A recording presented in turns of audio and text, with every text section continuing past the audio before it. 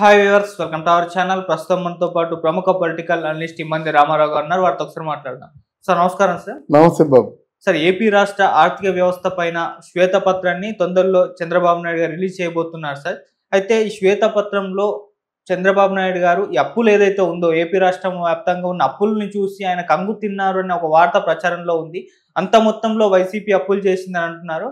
నిజంగా మరి అప్పులు ఎంత చేశారు? ఈ శ్వేతపత్రంలో అసలు ఏముంది? మీరేం చెప్తారు సార్ దీని గురించి? ఈరోజే ప్రవేశపెట్టారు అన్నమాట అసెంబ్లీలో. తాజా వార్త మాట ఇది. మనం గతంలో చెప్పుకున్నాం. అది కేంద్ర ప్రభుత్వం దృష్టిలో ఆంధ్రదేశం చేసిన అప్పు ఎంత అంటే నిర్మలా సీతారామన్ గారు 2 లక్షల కోట్ల పైచిలుకు అని చెప్పారన్నమాట. అది కేంద్ర ప్రభుత్వం ఇచ్చింది. మిగతా తనఖాలు, తాకట్లు, ఈ మధ్య మీద అప్పు చేసింది ఎంత చూసినట్టయితే అప్పుడు 12 లక్షలు అనుకున్నాము. ఈ లెక్కలు చూసి అథారిటేటివ్గా చెప్తుంది ఏమిటంటే 13 లక్షల కోట్ల పైచిలుకు అని చెప్తున్నాడు అనమాట. దీనికి సమాధానం చెప్పాలి జగన్మోహన్ రెడ్డి కంపెనీ. లేకపోతే చార్టెడ్ అకౌంటెంట్ కదా, విజయసాయి రెడ్డి గారు చెప్పినా బాగానే ఉంటుంది. లేకపోతే దొంగలుగా మిగిలిపోతారు. అవినీతి పరులుగా కాదు, దొంగలుగా మిగిలిపోతున్నారు. దీనికి సమాధానం చెప్పాలి. సమాధానం కూటమి కూడా, బీజేపీ కూటమి కూడా, ఎన్డీఏ పార్టీ కూటమి కూడా దీన్ని నిగ్గు తేల్చాలి. ఎందుకంటే నేను ఎంత గట్టిగా చెప్తున్నాను, అవినీతి చేసేసి చేతికి అందిన చోట ప్రతి ఒక్క చోట కూడా అప్పులు చేసేసి 13 లక్షల కోట్ల రూపాయలంటే ఏమిటండి? 5 సంవత్సరాల్లో వాళ్ళు ఇచ్చింది కూడా అంత ఉండదు. అంటే సంవత్సరానికి 2 లక్షల కోట్ల రూపాయలు చొప్పున వాళ్ళు కేటాయించినట్టయితే ఒకవేళ 10 లక్షల కోట్లు అవ్వదు. అంటే ఇలా కేటాయించగలిగితే వాళ్ళు కేటాయింపులన్నీ సమయానుసారంగా వాళ్ళు కేటాయిస్తారు. నేను ఇచ్చిన డబ్బు మీరు ఖర్చు పెట్టారనే నమ్మకం నాకు కలిగినట్టయితే ఫర్దర్గా మీ వర్క్ ప్రొసీడ్ అవ్వడానికి నేను ఇస్తాను. అక్కడ ఆర్థిక శాఖ ఎవరైతే చూస్తున్నారో వాళ్ళు ఓకే అంటారన్నమాట.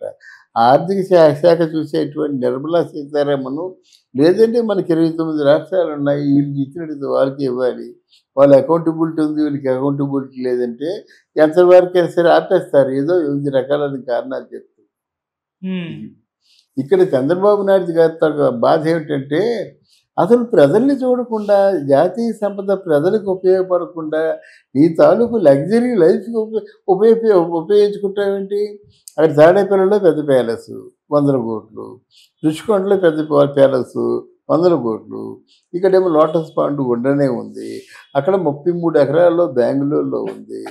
ఇవన్నీ ఏమిటి? లక్షల కోట్లు విద్యుత్, బెంగళూరులో ప్యాలెస్కి లక్షల కోట్లలో బకాయిలు ఉన్నారన్నమాట. అంటే గొప్పవారి గోత్రాలు చూసి చెప్పుకుంటే ఇంత నీచంగా ఉంటాయని మనకు తెలియదు. ఇప్పుడు వాళ్ళు చంద్రబాబు నాయుడు అడిగే ప్రశ్న ఒకటి, ఈ శ్వేతపత్రం రిలీజ్ చేస్తున్నాను, ఇది కాదని మీరు ప్రూవ్ చేయగలరా? కాదంటే చెప్పండి, నేను రుజువు చేస్తాను. లేదు, మీరు 26 జిల్లాల్లోనూ కూడా 26 ఆఫీసులు పెట్టుకున్నారు కదా వైసీపీ కార్యాలయాలన్నీ, అంటే జీవితాంతం వైసీపీఏ రూలింగ్లో ఉంటుందా? నీ రూలింగ్ 5 సంవత్సరాలండి. 5 సంవత్సరాలు కాగానే బోర్డు తీసేస్తారు కదా. బీజేపీ వస్తే బీజేపీ వాళ్ళు పెట్టుకుంటారు, ఎవరు వస్తే వాళ్ళు పెట్టుకుంటారు. అక్కడ స్థలము నీది కాదు, అక్కడ నిర్మాణ ఖర్చులు నీవి కావు, ప్రజలవి. ప్రజలకి ఇంక దేనికైనా కేటాయించవలసిన డబ్బులు ఒక్కొక్క చోట 500 కోట్లు, మొత్తం 26 రాష్ట్రాల్లో చూడండి ఎంత అయిపోతుందో. అది నీది కాదు కదా. మరి ఎంత దౌర్జన్యం కడుతున్నావు? పబ్లిక్ బోర్డ్స్ క్లబ్ అని ఇక్కడ తెనాలి దగ్గర ఎక్కడ ఉంది, బోర్డ్స్ క్లబ్ అని ఉంది. అది సెంట్రల్ గవర్నమెంట్ జాగా అన్నమాట. ఎవరి పెర్మిషన్ లేవు, ఏమీ లేవు. ఆఫీస్కి కట్టేస్తుంటే అది ఎంత నీచమైన పని అండి. దానికేమో తెలుగుదేశం వాళ్ళేమో అంటే డాక్యుమెంటల్ విట్నెస్తోనే వెళ్ళారు, కూడగొట్టారు, దాన్ని గుండె బాదుకుంటున్నాడు.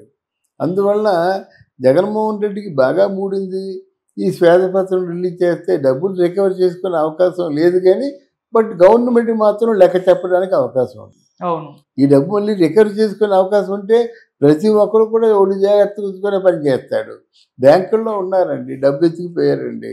ఆడు దేశంలో ఏ మూలలు ఉన్నప్పుడు కూడా వాడి జీతం మొత్తం వాడు ప్రావిడెంట్ ఫండ్ మంచి చెడ్డ రాసులు దర్యాప్తు చేస్తూ ఆయన జప్తు చేస్తూ తీసుకొని అది రికవర్ చేస్తారు. అటువంటి రికవరీ వ్యవస్థ రాజకీయాల్లో కూడా ఉంటే బాగుంటుంది. ఎందుకంటే ఈ డబ్బు ఎవరికి చెందిన డబ్బు కాదు, ప్రజలకు చెందింది. కానీ ప్రజలకు అప్పచెప్పారన్నమాట. అంత డబ్బు కూడా కైవసం చేసుకున్నప్పుడు దానికి సరిసమానంగా డబ్బులు తీసుకోవాలి, లేకపోతే ఆ అమౌంట్ కూడా సమాధానం చెప్పాలి. అటువంటి వ్యవస్థ వస్తే బాగుంటుంది.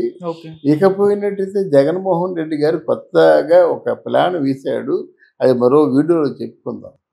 కానీ ఏదేమైనప్పుడు కూడా దీని గురించి కేంద్ర ప్రభుత్వం కూడా సీరియస్గా ఆలోచించి ఈ ఆంధ్రదేశాన్ని ఎలా ఆదుకోవాలో ఇంకా ఫర్దర్గా ఇప్పుడు చేసింది మంచి చేశారు, కానీ ఇంత నష్టంలో ఇంత ఊబిలో ఉన్నటువంటి ఆంధ్రప్రదేశ్ని ఎలా పైకి తీసుకురావాలన్నది మనతో పాటు కేంద్ర ప్రభుత్వం కూడా ఆలోచించాలని కోరుకుంటున్నాం. చంద్రబాబు గారు కూడా ఇప్పుడు ఇంత అప్పుని హ్యాండిల్ చేయాలి, డీల్ చేయాలి కదా, ఎలా చేస్తారు ఏంటి?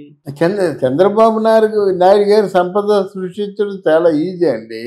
ఇప్పుడు ఆయన చేతిలో చాలా పరిశ్రమలు ఉన్నాయి. రమ్మంటారు, భూమి ఇస్తారు, విద్యుత్ రాయితీలు ఇస్తారు, ముఖ్యంగా మెన్ ఇస్తారు.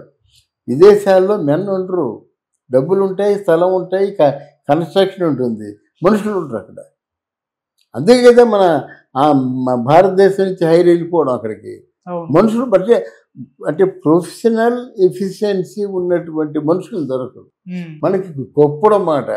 ఈ ప్రొఫెషనల్ ఎఫిషియన్సీ ఉన్న మనుషుల్ని కానీ పెట్టుకున్నట్టయితే వాళ్ళ జీవితాలు బాగుంటాయి, మనకి ప్రొడక్టివిటీ వస్తుంది, ఉత్పత్తి వస్తుంది, ఉత్పత్తి బట్టి డబ్బు వస్తుంది అన్నమాట.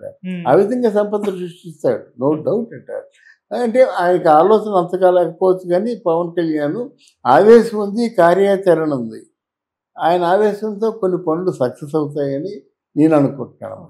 సార్, ఈ శ్వేతపత్రం పైన మరి వైసీపీ నుంచి జగన్మోహన్ రెడ్డి గారి దగ్గర నుంచి కూడా ఎలా రియాక్షన్ వస్తున్నాయి సార్? ఎలాంటిది క్వైట్ ఆపోజిట్లో వాళ్ళు ఒక శ్వేతపత్రం రిలీజ్ చేస్తారు. విజయసాయి రెడ్డి అయినట్టుగా ఆ వెంకటేశ్వరుడు పాదాల సాక్షిగా నేనంతా నిజమే చెప్తున్నానని చెప్పి ఆయన అబద్ధాలు చెప్పాడు. అలాగే మరి నిజమే చెప్తున్నానని వాళ్ళ వెర్షన్ వాళ్ళు అబద్ధాలు చెప్తారు.